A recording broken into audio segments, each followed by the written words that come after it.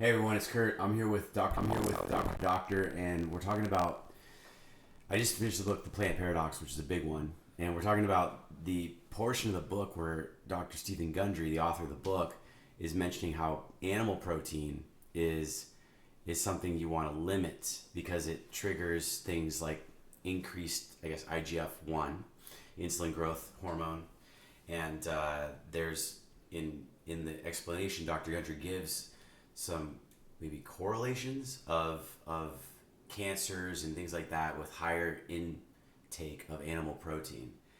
Paul, you've been on the carnivore diet for 11 weeks now? Yeah, close to 3 months. 3 months, and you've done a lot of lab work, and I personally am pretty much phased over all the way as well. That's rad. And I don't want to be like totally biased here, but I could say pretty confidently that the benefits of the diet have been pretty phenomenal and profound in terms of just less dietary noise and anxieties, and just the gut just feels so much more stable. That's awesome. But I want to get your opinion. So animal protein, we're eating a shitload of it, and it's like I just finished this book that kind of justifies part of this lectins theory around plants having toxins and evolving to sort of protect themselves from predation. And so a lot of plants out there make sense that they don't want to be eaten by predators, so they can kind of be poisonous to humans in some level. But anyways, what's your thoughts on this whole animal protein thing that's going on? Obviously you have some conflicting or different thoughts, or you're still trying to figure it out. Yeah, it's a really interesting idea. I think there's a lot of misinformation about animal protein out there, and I think that most of this misinformation comes from a variety of epidemiologic studies. So these are correlation studies. The tricky thing about medicine and looking at research is that the type of study that's being done is very important, and these are not actual experiments that people are basing these recommendations on. These are observational studies where they are looking at outcomes of people over time and correlating that with what they're eating. The problem is that when people make health behaviors around food, it's impossible to say whether that behavior is causing an increase in longevity or a decrease in longevity, or if there's something else that correlates with those food choices that's causing them to have an increase or decrease in longevity. This is called healthy user bias. For, I don't want to say time immemorial, but for the last probably 70, 80 years, since the inception of the American Dietetics Association, which was basically founded by people with a vegetarian agenda, there's generally been an ethos in American culture that meat is bad for you, and that people that eat meat are rebels. Well, certainly the cholesterol and saturated fat sort of conversation has been a scary one for a lot of people. Right, and so even around that, Ansel Keys and the history of the diet heart hypothesis since the 1960s and 1970s, even in the last 50 years, the idea that red meat and cholesterol in the diet is going to contribute to issues, which has now been, I would say, firmly disproven, has influenced the decision-making of the American public. And so people that ate red meat, or that ate meat in general, or ate eggs, were generally people that were rebellious and didn't give a shit about their health and had other poor health behaviors. And people that ate correlation doesn't equal causation. Correlation does not equal causation in an observational study, right? So this is the healthy user bias. People that ate vegetarian in all of these studies are more likely to exercise. They're more likely to meditate. They're more likely to probably steer clear of like fried chicken and some of these more destructive type. Yes, seed oils and things like this. Right, they're going to make healthier decisions in their lifestyle, which are contributing to a longer life, right? So when we say animal products contribute to a shorter life, or eating vegetarian contributes to a better life or a longer life, this is very skewed by this healthy user bias. There's never been a study where they took two groups of people and they said, you're going to be vegetarian and you're going to be meat eaters, and you guys are all going to exercise the same, and you're going to meditate the same, and you have the same socioeconomic status, and you're going to get in the sun.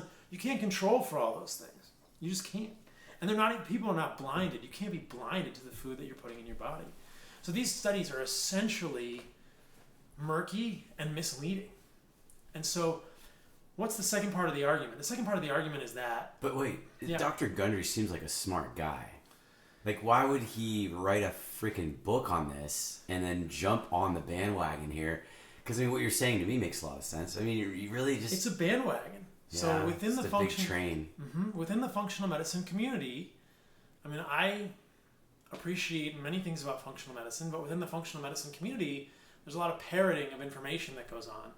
And there's generally this perspective that, like, eating meat is something we should only do in small amounts. And there's just... I've never seen any science to support that. And in fact, I've seen science to argue against that when we think about the nutrient density of meat, when we think about all of the ways that our ancestors have eaten meat for millions of years. But I thought like kale and spinach, olive oil were like superfoods, and those were like loaded with just dense nutrition. Right. So the interesting thing about this is that when you look at the absorbability, the bioavailability of nutrients in meat versus plants, meat blows it out of the water. There's such a misleading ideation around plant nutrients now because of all the anti-nutrients in plants and how hard those things are to absorb in humans. So you could say, for instance, if you're thinking about magnesium as a good example, the RDA for magnesium is 400 milligrams a day, so it's pretty high. And people say, oh, like, what's a good source of magnesium? Well, it's almonds, or if you look online, it'll be almonds or kale or leafy greens. Well, the amount of magnesium you can absorb from an almond is very, very inconsequential. It's very small because of the phytic acid, which is a large molecule that the almond uses to chelate, to hold on to the magnesium and other ions with a +2 charge, which we call divalent cations, calcium, zinc, phosphorus. It's how the plant grows. Okay. It stores these ions in a chelated form with a big molecule called phytic acid. So magnesium is one of those molecules. So when you eat a bunch of magnesium in almonds, and you have to eat a pretty good amount of almonds to get 400 milligrams of RDA, you're not going to absorb any of it. You're not going to absorb much of it. In fact, it might chelate other things and pull them out. So the bioavailability of minerals in plants is very low compared to meat. There's none of these anti-nutrients in meat because the animals need to use the nutrients and the animals don't have the same defense mechanisms. This gets into this evolutionary argument around the bioavailability and the, like you were saying, the lectins with plants. Plants can't move when a human tries to go eat them. So they've evolved this large series of defense mechanisms, whether it's phytic acid to chelate, ends up chelating other minerals that we need, whether it's goitrogens, which are compounds that inhibit the absorption of iodine and create iodine deficiency and can mess with the thyroid, or whether it's digestive enzyme inhibitors, things like that won't let the digestive enzymes in our body work, things like phytohemagglutinins, which are molecules that actually cause red blood cells to agglutinate in petri dishes. And those are oxalates in this category Oxalates are in this category as well, which are, this molecule that has no function in humans. It's basically a toxic molecule that crystallizes in our body, and our body just has to try and detoxify it. Any amount of oxalates is just detoxified. And we have the ability to detoxify a small amount of oxalates, maybe 50 to 100 milligrams. But in things like spinach, if you eat a big spinach salad, you can get hundreds of milligrams of oxalates and put a real stress on your body. So it's so interesting to think that, like, spinach is a great example. It is touted as a freaking superfood. Folic acid and folate or whatever. Yeah, you're saying, oh, it's so good for it. It has all these things. But at what cost? You're getting a large influx of this molecule that has no function in the human body. Oxalic acid is not a nutrient, it's a toxin. And there's even some in kale and rhubarb and beets. These all have tons of oxalic acid. So there's tons of these things in plants, but none of these things in animals. So you're getting more bioavailable nutrients. Iron is a great example of that. Like heme iron is the iron we find in animal meat. It's much more available to us. We can absorb it so much more. Non-heme iron in plants is very hard for us to absorb or use at all. So the nutrients in animal foods are so much more available to us than plants. And then, so the argument, the other thing that he's talking about is saying, well, if I back up, it doesn't make sense to me evolutionarily that something that we have thrived on as a species. I mean, animal foods made us who we are. I think you kind of had a great hypothesis before we started the camera. You were saying that when you tend to think of, and again, so confusing to me as a consumer and a patient of yours, and someone who's gone down this, all the information flicks. There's so much noise, but like I liked what you were saying. Your hypothesis, how you sort of stated it, was really intriguing. I think it'd be great to to share like that, just what you said. So I think that the idea is that as humans and pre-human primates, we're talking about millions of years of evolution. Homo sapiens, 500,000 years. Homo habilis, Homo erectus, millions, 2 to 3 million years. Maybe I'm not an anthropologist. Maybe those numbers are slightly off, but I'm in the ballpark. We've always been eating meat, and there's an evolutionary current, and it's the idea that like evolutionarily, these foods have allowed the human species to continue to evolve. It doesn't make sense that we would have evolved, or we would have been a part of an evolutionary current in which the foods that made us human, that allowed us to survive, were bad for us, right? There's no evolutionary pressure for that, and it doesn't make sense in terms of evolution that we would have evolved mechanisms. If there were biochemistry, human processes in the body, human mechanics, human chemical processes by which animal foods were detrimental to humans, those would have been weeded out in evolution thousands of generations ago. Those people don't survive. Who gets stronger? Who gets faster? Who gets more mates? Who passes on their DNA? It's the people who thrive the most. The people who thrive the most on the foods that are most nutritious, the foods that people are eating the majority of the time, which is animal products. And one of the crazy things about humans is that we have evolved to be able to eat plant products in starvation type situations. But I think that it's really mostly starvation type situations that plants are good for.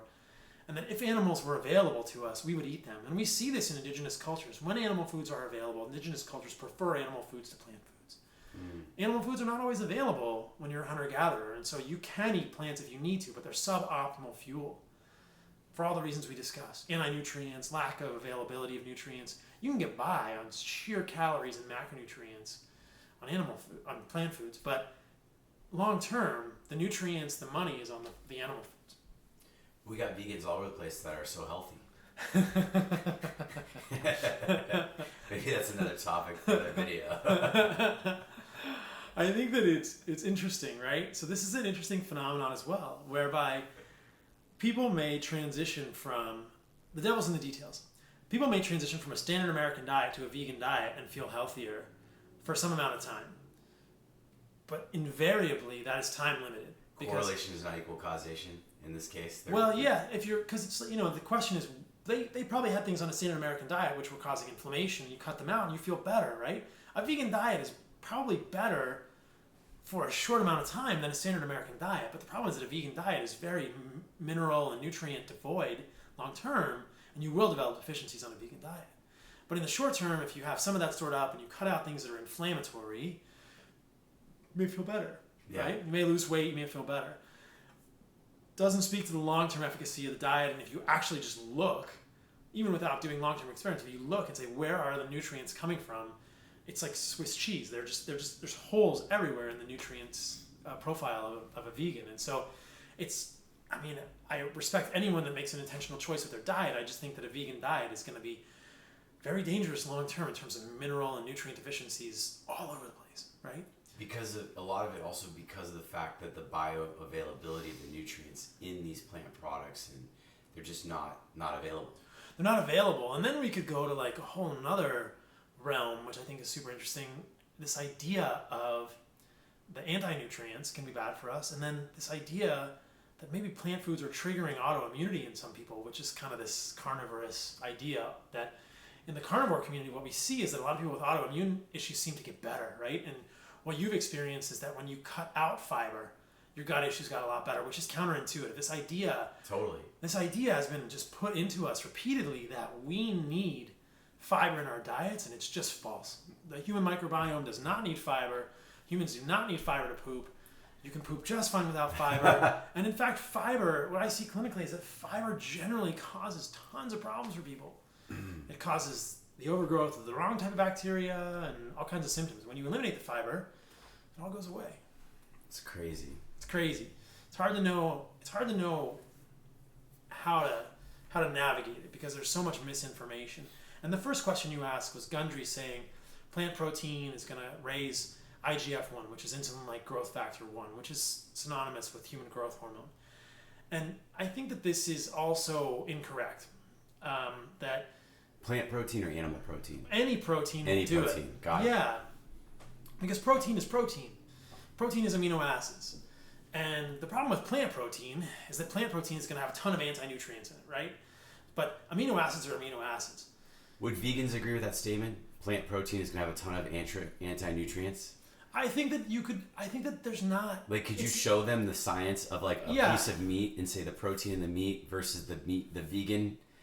Like, the science should be pretty clear. It's pretty black and white. It's not an opinion. Yeah? It's not an opinion. You know, if you have pea protein, you're going to get digestive enzyme inhibitors with your pea protein. You're going to get phytic acid with the pea protein, depending on how it's purified. And these are ingredients for the common person that generally don't benefit your body. I don't know. Not a human body. They don't benefit the human body at all. If you look, I mean, a lot of things have pea protein. There's vega. Because we've heard of, like, for example, maybe this is a tangent, but like broccoli sprouts being very high in sulforaphane. That's a whole nother, which is a compound that is an animal. It's in the cruciferous vegetables. Right.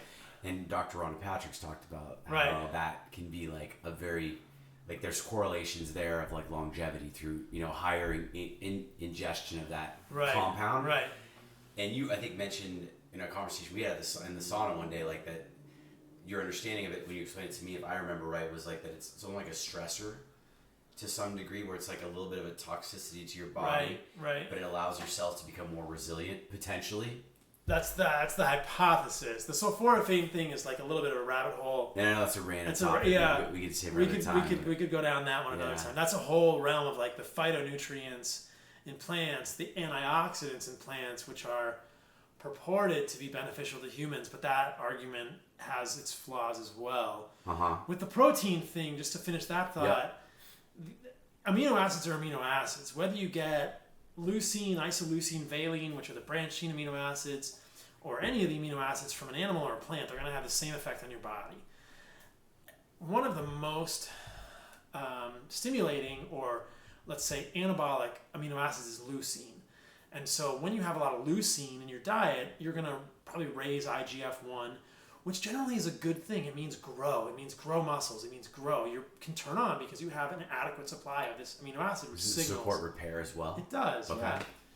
And so, you know, this gets into a lot of rabbit holes around mTOR, which is mammalian target rapamycin, but long and the short of it is that our bodies need those things to grow, and there's not really good evidence that eating animal protein is in any way contributing or connected with cancer. But don't we want to stop growing once we hit like 20? We don't want to keep growing. We're always remodeling. Okay, got it. And if you stop growing, then you don't keep your muscles. So when you say grow, you're referring to like even just the cellular, like apoptosis and like the supporting metabolic functions of recycling in and out of the body. Yeah. Not necessarily just getting bigger, because you wouldn't want your heart to keep growing like at a size. No. My battery is almost done, and we're at 18 minutes. Probably wrap pretty soon. But okay, please finish the thought. Did you already finish it? So I've never really understood why people say animal protein does those things. I think that's a misunderstanding of the data. There's no evidence that animal protein contributes to cancer. And the studies that were done with colon cancer were poorly done statistically. The increase was with processed meat, not even good quality meat, and the increase in the rate of cancer was 18%, which is minuscule in a study like that. Generally, we don't even look at risk odds ratios like that unless they're 300+%, you know, statistically. So an 18% is almost like, that's basically signal versus noise. Like you can't even tell with that. We don't even respect, that's not even used in statistics, something like that. So that's just not a real finding there. And so to say, people are like hanging their hat on like one study which showed maybe a small increase, and it was just this minuscule increase in people that ate processed meat, not like grass-fed or organic meat. It's just a horrible thing to hang your hat on. Just then to say only 4 ounces of animal protein a day, it doesn't make sense to me, especially in the context of Gundry saying plants have all these anti-nutrients. So if he doesn't want you to eat animal protein, and he doesn't want you to eat plants, I don't know what he wants you to eat. I think he wants you to eat a lot of fat. He's encouraging like keto, but like a plant-based keto, like a lot of olive oil. Right. So my problem with this, my problem with keto, and I could do a whole other video on this, there's no nutrients in fat. So eating a lot of fat It's just fuel. It's fuel. But it's clean fuel. It's clean fuel, but there's no micronutrients, right? So this gets into the macronutrients versus the micronutrients argument, and you've heard all about this. But macronutrients are protein, fat, and carbohydrates. Micronutrients are the myriad minerals, vitamins, things like this. The latter, there's none of that in fat. There's really not a whole lot. I mean, a small amount maybe, but You're talking like magnesium, magnesium, and selenium, C, yeah, okay. C, E, A, D, K. Don't you get you get vitamin E in like ghee, for example, and like some of these Small fats, right? amounts, small amounts, not okay. a lot. I mean, but you're not going to get any magnesium. You're not going to get any zinc. You're not going to Okay. get selenium, manganese, molybdenum. None of that, right? It's just good for your macro balance to add clean fat. I agree. To stay in keto. Yep. My problem with keto is that people do so much fat. If you don't have enough protein, generally the minerals and the vitamins track with the protein. And they dump in these empty fats like MCT, and it's just like they don't have the nutrients. There's no nutrients in in it. Yeah, so you're favoring macros over micros, and that's a problem long term because you can develop mineral deficiencies and vitamin deficiencies doing that. So that makes sense. it's one of the reasons I think carnivore is so interesting. I want to do a video for YouTube on why I appreciate carnivore more than keto, because you're focusing on the things that are the most nutrient dense. I mean, I would argue that the most nutrient dense foods are animal meat and animal organs: liver, heart, kidney, spleen, brain, and muscle meat. Those are the most nutrient dense things. A lot of the organ meat people can't get, but we can get muscle meat. We just shouldn't eat only that. Yeah. So. Great. So for those watching, this is probably going to go on Paul's channel, but I'll put it on my wall too. Paul, how do you introduce yourself if someone asks you who you are and what you do? So I'm Paul Saladino. I'm an MD, so I'm a classically trained physician. I generally would say that I do functional medicine. I think that functional medicine is an evolving field that looks at the root cause of illness. So the idea is to understand where the illness is coming from and to correct it at its roots rather than just treating the symptoms with medications, which is unfortunately what happens a lot in traditional medicine. So functional medicine, and then I have advanced training in psychiatry. I'm just about a couple months away from finishing a residency in psychiatry, so I have an interest in mental health stuff, especially with regard to root cause stuff. Right on. Thanks a lot, Paul. Thanks, man.